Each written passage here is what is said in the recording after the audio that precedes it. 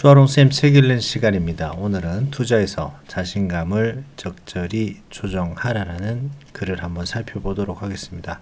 많은 투자자들이 시장에서 자신감을 갖는 건 좋은데 자신감을 넘어서 자만심, 맹신으로 빠지다 보니까 투자에서 실패를 하는 경우를 많이 살펴보게 됩니다. 그런 것을 대비해서 오늘 이 글을 살펴볼까 합니다. 책 내용 살펴보도록 하겠습니다. 자신감을 적절히 조정하라. 많은 투자자가 마치 하버드 대학의 철학자 월러드 벤 오먼 콰인을 흉내내는 것처럼 행동한다. 연구생 초기에 콰인은 타자기에서 물음표 키를 제거했다. 만약에 어떻게 70년 동안 물음표를 한 번도 입력하지 않고 글을 쓸 수 있느냐는 질문을 받고 그는 이렇게 답했다. 알다시피 나는 확실한 것만 다룹니다.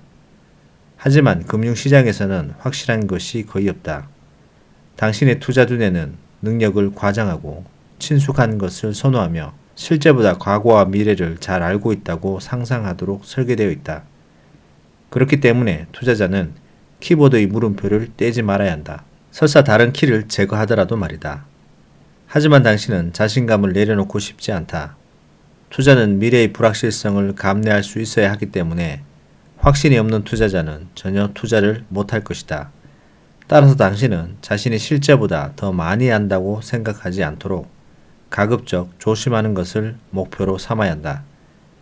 얼마나 많이 아느냐보다 당신의 무지가 시작되는 경계선을 잘 이해하는 것이 중요하다. 당신이 무지하다는 것을 아는 한 무지 자체는 문제가 되지 않는다. 당신의 자신감을 제대로 파악할 수 있는 몇 가지 방법을 제시한다. 첫 번째, 난 잘 몰라. 하지만 별 상관없어. 모른다고 말하는 것은 부끄러운 일이 아니다. 예측 게임에서 월가를 능가하는 것이 투자자로서 성공하기 위한 필수 요소는 아니다. 당신이 몰라도 되는 것이 있다. 이베이의 이익이 얼마나 될지, 에너지와 금 관련 주식이 계속 오를지, 다음 달 실업 보고서 내용이 무엇인지, 아니면 금리나 인플레이션의 동향과 같은 것 말이다. 인덱스 펀드는 사실상 모든 주식을 최저 비용으로 보유하는 바구니이다. 만약 당신이 두 개의 TSM에 투자한다면 국내용과 국외용일 것이다. 이제 당신은 더 이상 어떤 주식이나 산업 분야가 잘 될지 고민할 필요가 없다. 이런 단순한 방법으로 예측 게임을 거부하기만 하면 승리할 수 있다. 인덱스 펀드는 7단어로 된 마법 주문을 외울 수 있다. 나는 잘 몰라. 하지만 별 상관없어. 다음에 대박이 날 분야가 인터넷 회사인가 아니면 굴뚝 주식인가. 난 모른다. 하지만 별 상관없다. 내 인덱스 펀드는 둘 다 소유하고 있다. 소형주가 대형주보다 잘 나갈까? 난 잘 모른다. 하지만 별 상관없다. 내 인덱스 펀드는 둘 다 소유하고 있다. 누가 컴퓨터 산업의 미래를 지배할 것인가? 마이크로소프트인가? 구글인가? 아니면 아직 알려지지 않은 신생 기업인가? 난 잘 모른다. 하지만 별 상관없다. 내 인덱스 펀드는 모두 소유하고 있다. 앞으로 수십 년간 세계 최고의 시장은 어느 나라일까? 난 잘 모른다. 하지만 별 상관없다. 내 인덱스 펀드는 모두 소유하고 있다. 두 번째, 바로 적어라. 30여 년간 과신을 연구한 심리학자 바루치 파쇼프는 투자일지 사용을 권한다. 나는 이렇게 말한다. 당신이 예측할 때 생각나는 것을 모두 기록하라. 가급적 분명하게 표현하도록 노력하라. 가능성을 생각하고 가격 범위와 날짜도 포함하라. 예를 들어 이렇게 적는 것이다. 이 주식은 1년 안에 $20에서 $24 사이가 될 가능성이 70%이다. 마지막으로 다음 문장에 빈칸을 채워 투자 이유를 적어 놓아라. 나는 이 주식이 오를 것이라고 생각한다. 왜냐하면 이러이러하기 때문이다. 매수하기 전에 투자 이유를 문서화하는 것이 중요하다. 기억 연구가 엘리자베스 로프터스는 사람의 과거 기억이 이후의 사건으로 쉽게 오염된다는 것을 보여주었다. 사건 발생 이후 투자 일지에 기록할 경우 원래 동기의 기억이 향후의 가격 변동에 의해 영향을 받을 수 있다. 예를 들면 이런 식이다. 즉시 $15가 될 줄 알았기 때문에 $14일 때 샀다. 일지를 1년 동안 덮어둬라. 그런 다음 일지를 펴보고 당신의 예측이 얼마나 정확한지, 과소 혹은 과대평가하는 경향이 있었는지, 당신의 이론이 얼마나 정확했는지 확인하라. 당신의 투자가 수익이 났을지를 보자는 것이 아니다. 당신은 결과를 이미 알고 있다. 대신 그 결과가 당신의 예상한 이유 때문이었는지를 보라는 것이다. 이를 통해 당신이 옳았는지 아니면 단지 운이 좋았는지를 알 수 있다. 그리고 그것은 당신 내면의 사기꾼을 견제하는 데 도움이 된다. 게다가 진정한 사후 판단의 이점을 통해 당신은 어떤 종류의 추가 정보가 오를 가능성을 높였거나 더 정확한 가격 범위를 초래했는지 물어볼 수 있다. 효과가 없던 것을 추적하여 효과적인 것을 배워라. 우리는 자신의 행동에 즉각적이고 명확한 피드백을 받을 때 가장 잘 배운다. 그렇기 때문에 교사는 숙제를 즉시 채점하고 구체적인 성적과 개선 의견을 제시한다. 불행히도 금융시장은 지저분한 피드백으로 가득 차 있다. 만약 10달러에 산 주식이 즉시 11달러가 된다면 당신은 스스로 똑똑하다고 칭찬할 것이다. 하지만 얼마 뒤 주식이 9달러까지 떨어지면 당신은 자신이 바보처럼 느껴질 것이다. 옳은 투자였는지의 판단 여부는 부분적으로 평가 시점에 달려있다. 단기적으로는 유동적인 증거로 호불호가 나뉜다. 자신의 투자 능력에 신뢰할 만한 평가가 내려지려면 장기간의 여러 투자 결과를 점검할 필요가 있다. 또한 가보지 않은 길에도 눈을 돌릴 필요가 있다. 바르셀로나 폼페 우파프라 대학의 심리학자 로빈 호가스는 당신이 보유 중인 주식, 이미 매도한 주식, 사려고 생각했지만 결국 사지 않은 주식의 3가지 그룹의 실적을 지켜보라고 제안한다.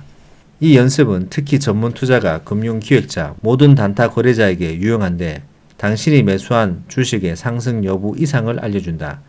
이 연습은 또한 당신이 매도한 주식의 추후 상승 여부와 당신이 사려고 했던 주식과 실제 매수한 주식의 성과를 비교해 보여준다.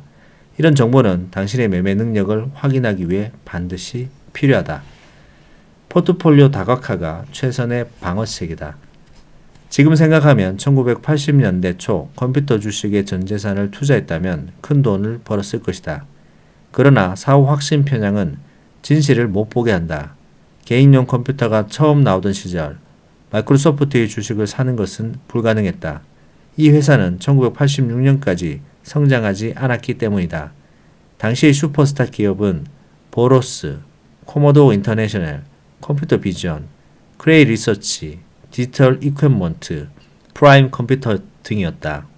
1980년 12월에 첫 상장된 애플 컴퓨터 주식을 매수할 수 있었지만 당신은 대신 코모도어의 주식을 선택했을 수도 있다. 왜냐하면 코모도어는 1974년 말 투자된 1만 달러를 170만 달러로 성장시켰기 때문이다.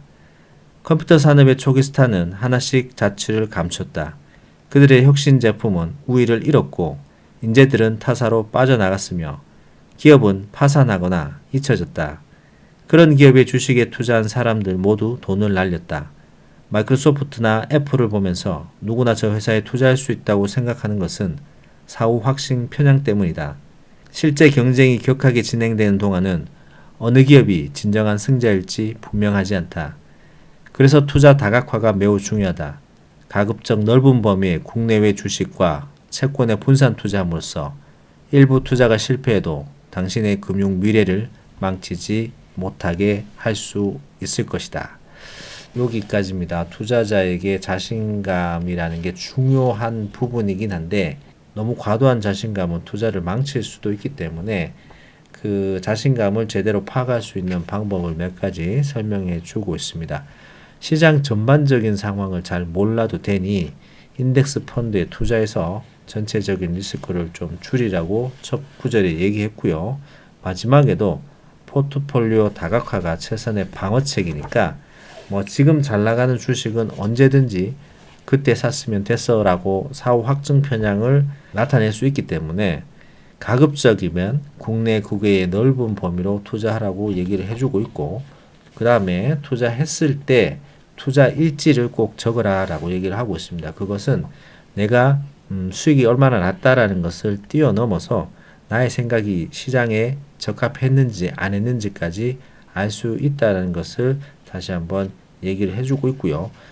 그리고 마지막으로 우리의 어떤 행동, 투자 행동에 대해서 즉각적인 피드백이 필요하긴 한데 시장에서 너무 단기적으로 오늘 사서 내일 뭐 주가가 올랐기 때문에 내가 맞았다. 그 다음 주에 빠졌기 때문에 내가 틀렸다라고 생각하지 말고 좀 장기간에 걸친 여러 투자 결과를 점검하면서 우리가 보유했던 주식, 팔았던 주식, 그리고 살려고 했는데 못 샀던 주식의 전체적인 큰 그림을 보면서 이것 또한 어떤 투자 일지를 적는 것과 비슷한데 좀 더 효과적인 방법으로 우리의 매매를 좀 향상시킬 필요가 있다. 그것도 단기적인 것에 너무 연연할 필요가 없이 중장기적인 어떤 결과물을 살펴보기 위해서는 그런 것들도 같이 점검을 해야 된다라고 얘기를 해주고 있습니다. 결국은 과도한 자신감보다는 시장이 좀 겸손하면서 다양한 포트폴리오와 넓은 포트폴리오와 투자 일지 등을 통해서 나의 어떤 투자에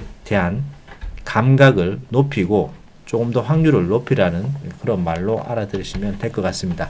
자, 오늘은 여기까지 하도록 하겠습니다. 내용 괜찮으셨으면 구독, 좋아요 부탁드립니다. 감사합니다.